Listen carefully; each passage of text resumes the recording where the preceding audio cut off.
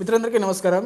మరి నిన్న మొన్న చూస్తున్నటువంటి న్యూస్లలో ఏంటంటే ఐబొమ్మ రవి అనే వ్యక్తి అరెస్ట్ అవ్వడం జరిగింది కదా.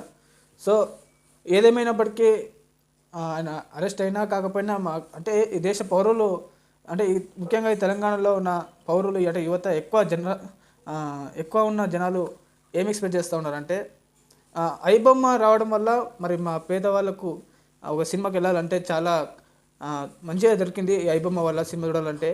మరి ఈ సినిమాకు వెళ్ళాలంటే గత స్టార్టింగ్లో ఒక వారం రోజులు మరియు 2 వారాల వరకు విపరీతమైన రేట్లు పెడతా ఉంటారు.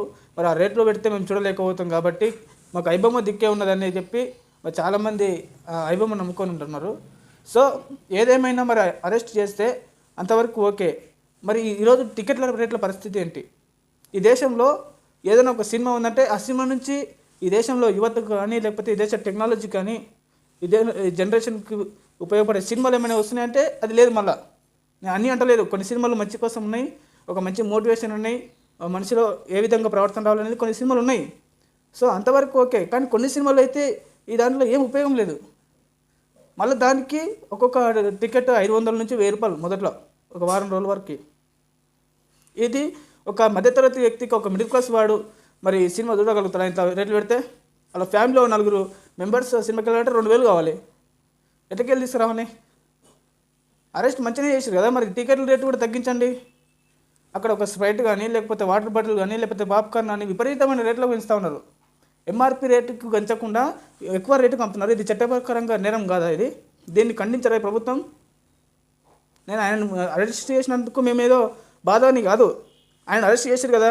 మరి విపరీతమైన సినిమా చూడాలని ఇప్పుడు కొందరికి సినిమా చూడాలని ఉంటుంది. మరి టాకీసుకోవాలంటే మరి ఎక్కువ రేట్లు ఉన్నాయి కదా, వాటి పరిస్థితి ఏంటి? సో ఏదేమైనా అంటే పోలీస్ యంత్రాంగం కూడా మేము తెలియజేస్తున్నది ఏంటంటే అదేవిధంగా గవర్నమెంట్ కూడా ఈ సినిమా టాకీస్లలో కూడా విపరీతమైన రేట్లు పెంచుతూ ఉన్నారు. ఒక టికెట్ ఒక 100 నుంచి 150 ఉంటే ఎవరైనా చూడగలుగుతారు మధ్యతరగతి వ్యక్తి. ఐబొమ్మ దిక్కున్న అందుకోసము చాలామంది ఐబొమ్మని చూసుకునేవాళ్ళు సినిమాలు ఏదైనా వస్తున్నాయంటే. ఈరోజు ఆయన అరెస్ట్ చేస్తారు. అంటే ఈ న్యూస్ పరంగా ఏ కామెంట్లు చూసినా, ఏ దాంట్లో యూట్యూబ్లో కానీ లేకపోతే ట్విట్టర్లో కానీ ఎక్కడ చూసినా ఐబొమ్మకు సపోర్ట్ చేస్తున్నామని అంటున్నారు. సో ఆయనకు అంత టెక్నాలజీ ఉంది ఆ రవి అనే వ్యక్తికి, రవి అనే వ్యక్తికి.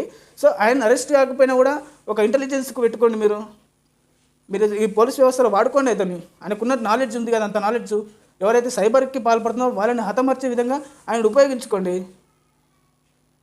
అంటే మేమేం చెప్తున్నామంటే అది ఏదో మేము కూడా మన ఉగ్రవాదం అనేది కాదు. మీరు దయచేసి ఆలోచించుకోండి ఈ విషయాన్ని.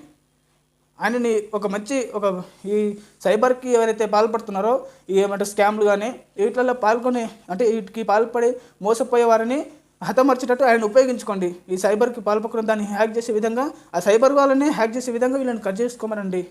ఆ రకంగా ఉపయోగించుకోండి.